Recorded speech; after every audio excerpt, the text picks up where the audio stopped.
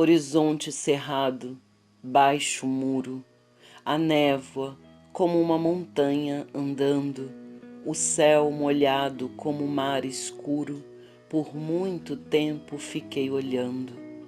A terra transformada num monturo, por muito tempo ainda ficou ventando.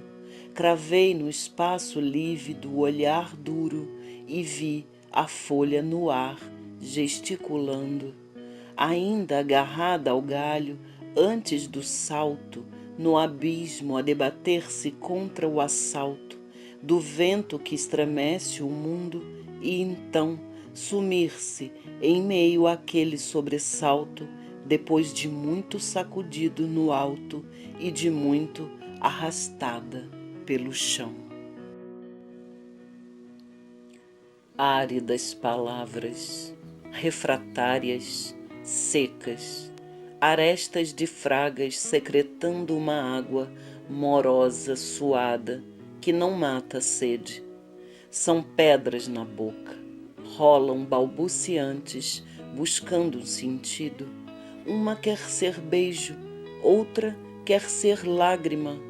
Não basta dizê-las, elas querem ser mais do que palavras.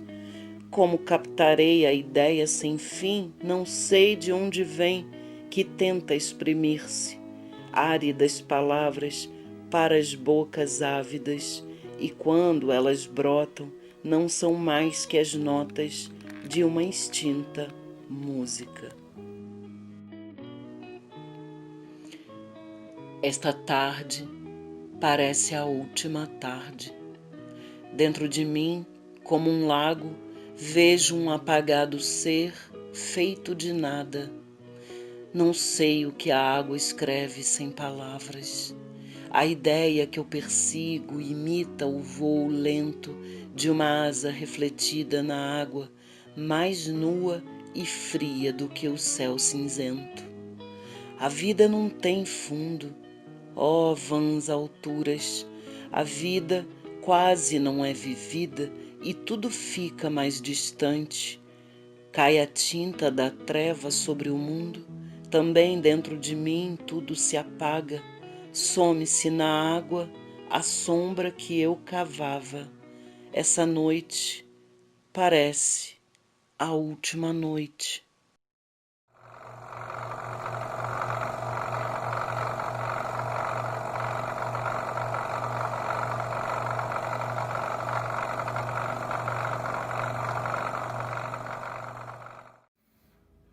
Eu sou Arnaldo Rippel. Vamos falar um pouquinho sobre a nossa trajetória na Academia Brasileira de Poesia Raul de Leone. Em 1983, eu lancei meu primeiro livro, Contrastes. Uma querida amiga, professora Eva Regina Vilas Boas. E através desse nosso trabalho sendo divulgado, eu era um menino, eu tinha 21 anos. A academia, que iniciou-se em 1985, eu fui chamado para fazer parte da nossa academia com muito orgulho. Eu fui o membro mais jovem à época. E nós tomamos posse, eu e a professora Eva Regina, em 1985. E é um prazer muito grande estar esse período todo, esses 36 anos, na nossa academia. Já participamos de muitos eventos, já divulgamos nossa poesia para muita gente. Através da academia, eu passei a integrar o quadro da Academia Petropolitana de Letras. Nós criamos o Clube de Poesia. Muitos colegas hoje da Academia Brasileira de Poesia começaram conosco no Clube de Poesia. Então é um prazer muito grande vendo esse processo de revivificação da academia. Isso é importante. Participei de dezenas, creio que uma centena de antologias. Essa minha carreira poética. Lancei com Luiz Gonzaga Cavalcante Filho, um saudoso e querido amigo, esse livro, que é Poemação, e lancei com Hugo Biller, também um saudoso poeta, o livro Mutantes. Índio. Seguiram meus passos, cruzaram meus caminhos, castraram meus sonhos, cortaram minhas asas, bloquearam minhas pernas, prenderam minha mente, enclausuraram meu pensamento, podaram a minha fé, ligaram minhas trompas, esmagaram meu cérebro, alienaram meu povo, revolveram meus mortos, marcaram minha vida, açoitaram minha alma, arrancaram meus olhos, ensurdeceram meus ouvidos, calaram meus gritos, compraram minha terra, venderam meus filhos, comeram meus alimentos, queimaram minhas plantações, secaram minhas sementes, envenenaram minhas águas, sorveram minhas forças, fizeram, desfizeram, armaram, prenderam, mas eles não conseguiram apagar a minha luz.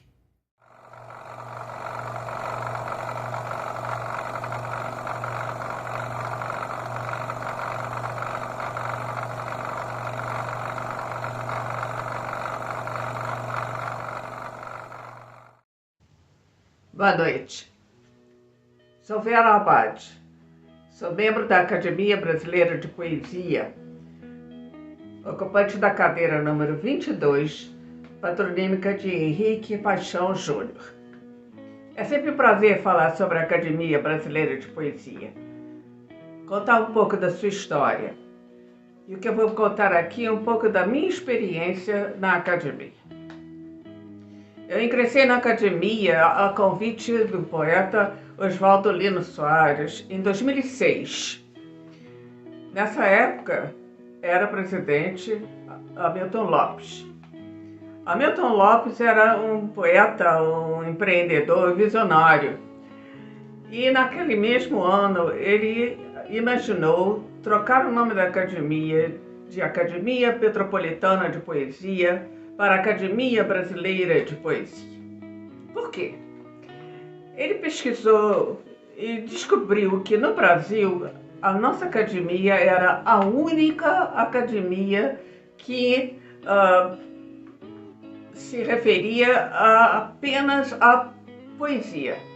Era literatura só poética. Então imaginou que ele podia abrir os horizontes da academia se a transformasse numa academia brasileira. Alguns membros da academia não gostaram muito, mas a maioria apoiou e eu apoiei muito nessa trajetória. Porque a academia, ao se transformar em academia brasileira, nos dava uma dimensão muito maior. A possibilidade de termos membros efetivos de outros estados do Brasil inteiro. Esse trabalho eu comecei assim que ingressei na academia, não tinha ainda nenhum cargo dentro da diretoria, mas começamos logo a fazer os nossos chás, uma vez por mês. O chá era uma convivência poética muito agradável. Nós nos reuníamos, falávamos poesia, discutíamos assuntos gerais da academia e depois tomávamos um chá. No início nós não tínhamos nem onde. Era lá na Casa Cláudio de Souza, mas um dos acadêmicos, o Ivan Herzog, ele mesmo fez uma mesa bem grande, desmontável, onde então nós poderíamos montar a nossa mesa de chá. Era muito agradável. Outras coisas que nós começamos a fazer para promover a academia. A primeira coisa que nos ocorreu foi participar de uma feira de livros na Quitandinha. Eu não me lembro exatamente a data, mas acredito que tenha sido 2006, 2007. Nós levamos os livros publicados pelos acadêmicos e fizemos um estande com o nome da academia. Ali fizemos muitos contatos com pessoas de fora, algumas pessoas do Rio, que gostariam de ingressar também na nossa academia. Além disso, novos acadêmicos começavam a entrar e o nosso quadro começava a ficar completo. Entretanto, era necessário fazer um estatuto novo, que contemplasse essa mudança de Academia Brasileira de Poesia Petropolitana para a Academia Brasileira. Para apaziguar um pouco os ânimos que não gostaram da mudança, Hamilton imaginou a academia se chamar Academia Brasileira de Poesia, Casa de Raul de Leone.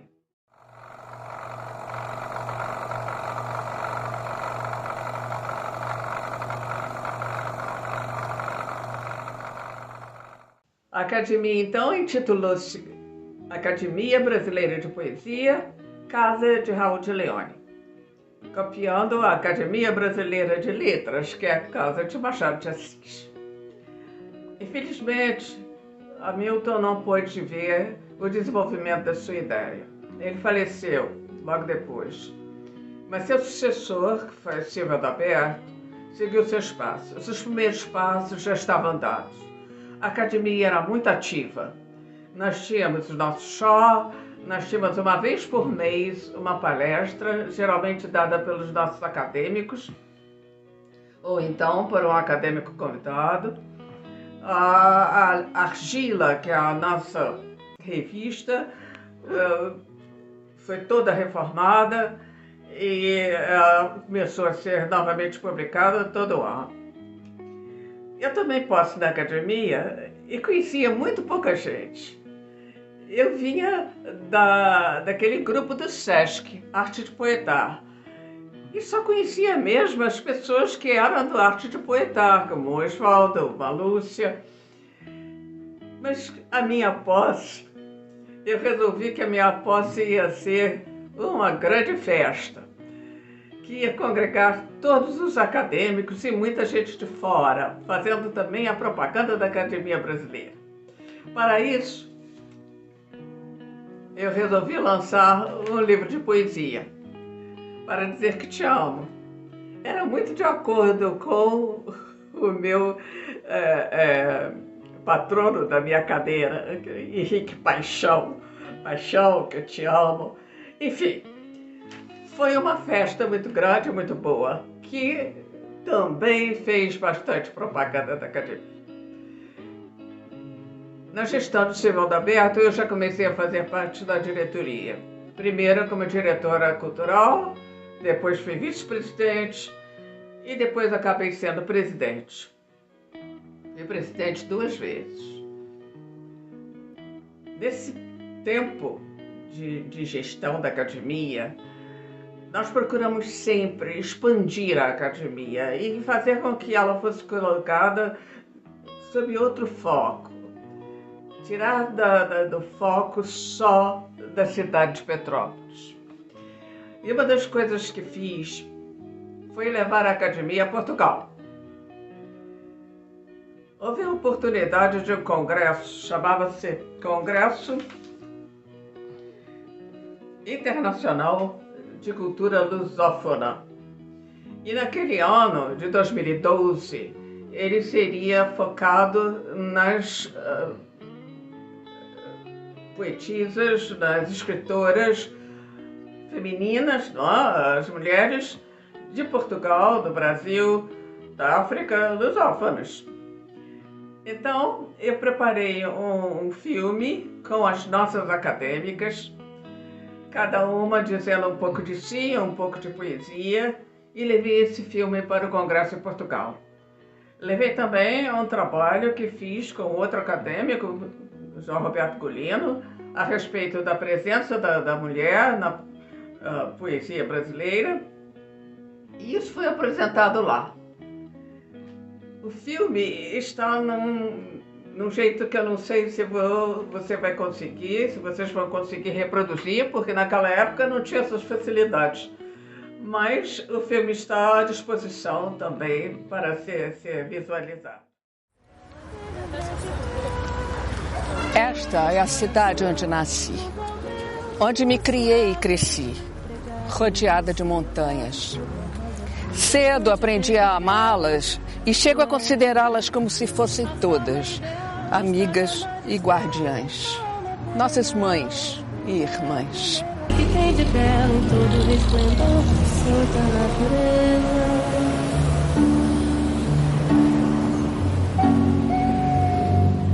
Aqui estão Laura Esteves, Marilena Salazar, Carmen Felicete, Cristiane Michelin, Marglore, Gladys, Lúcia Maú, Flávia Saavedra e Joelza Salles Santos. Meu nome é Marilena Salazar.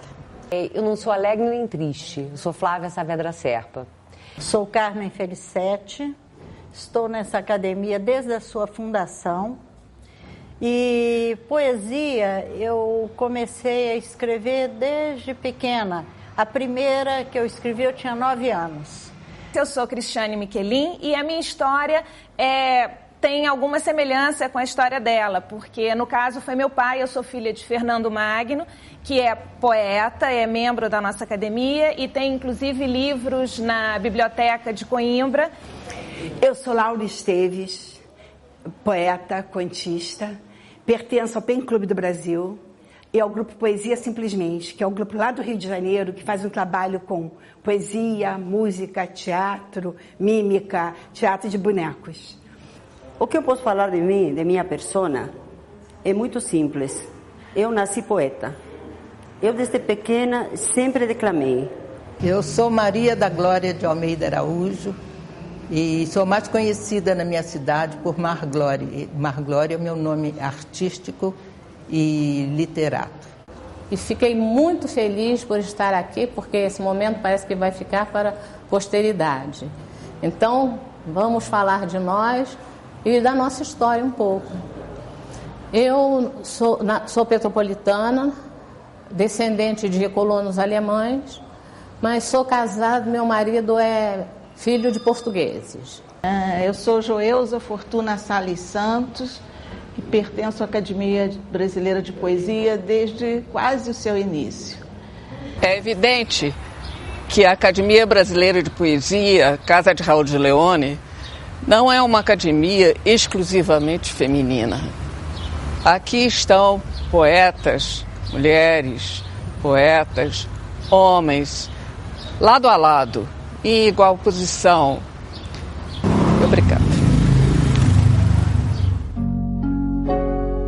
Tu és divina e graciosa, estátua majestosa, no amor por Deus esculturada e formada com ardor da alma da mais linda flor de mais ativo olor, que na vida é preferida pelo beija-flor. Se Deus me fora tão clemente aqui neste ambiente de luz, formada numa tela. Depois que saí da direção, infelizmente, não tivemos uma sequência daquilo que nós tínhamos começado a fazer.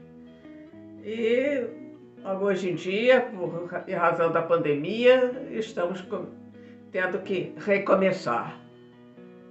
Eu aproveito então, nesse testemunho, para conclamar os nossos acadêmicos, vamos recomeçar. Vamos começar com os mesmos passos que nós começamos a traçar na época do Hamilton. E vamos restaurar a nossa academia, a sua posição que já teve, de uma academia brilhante, com muita atividade e com muita gente interessada nela. Obrigada. Ao ver os altos castelos do Alhambra, dos Alijares, lavrados à maravilha, el rei Dom Juan dizia: se tu quiseres, Granada, contigo me casaria e te daria como Arras, Córdova e Sevilla. Não sou solteira nem viúva, sou casada, rei Dom Juan, com Abenamar, o mouro, senhor que muito me quer. Maior felicidade que amar uma mulher, amor de longo olhar e presente saudade. Amor muito maior é amar uma cidade. Creio num Deus moderno, um Deus sem piedade, um Deus moderno, Deus de guerra e não de paz. Deus dos que matam, não dos que morrem, dos vitoriosos, não dos vencidos. Deus da glória profana e dos falsos profetas. O mundo não é mais a paisagem antiga, a paisagem sagrada. Cidades vertiginosas, edifícios a pique, torres, pontes, mastros, luzes, fios, apitos, sinais. Sonhamos tanto que o mundo não nos reconhece mais. As aves, os montes, as nuvens não nos reconhecem mais. Deus não nos reconhece mais. Na noite, cor de sono, cor de sonho, fulgurando na treva, um raio estronda. Final do céu, divino, mas medonho, e uma mulher, sem ter onde se esconda, os cabelos desfeitos, aparece, e em meus braços se atira. Então, absorto, vi que o corpo, quando ama, desfalece. Vi que o rosto, ao beijar, parece morto, como se o beijo os lábios lhe torcesse. A boca toma a forma de um sorriso que se constrói como se o beijo doesse. Visões do amor, possuídas, mais incertas, o corpo se entregou, mais indeciso, e deixou-se cair de mãos abertas. Aperte fortemente a pena ingrata entre os dedos nervosos e trementes, e os versos jorram, claros e estridentes, numa cascata, numa catarata. Escrevo e canto cânticos ardentes, enquanto dos meus olhos se desata uma fiada de lágrimas de prata, como um colar de pérolas pendentes. Eu canto o sofrimento, a ânsia incontida de amor, que é a maior ânsia dessa vida, vida a que a humanidade se condena. E todo o meu sofrer, todo se pinta nesse pingo de dor, pingo de tinta, lágrima negra que me cai da pena.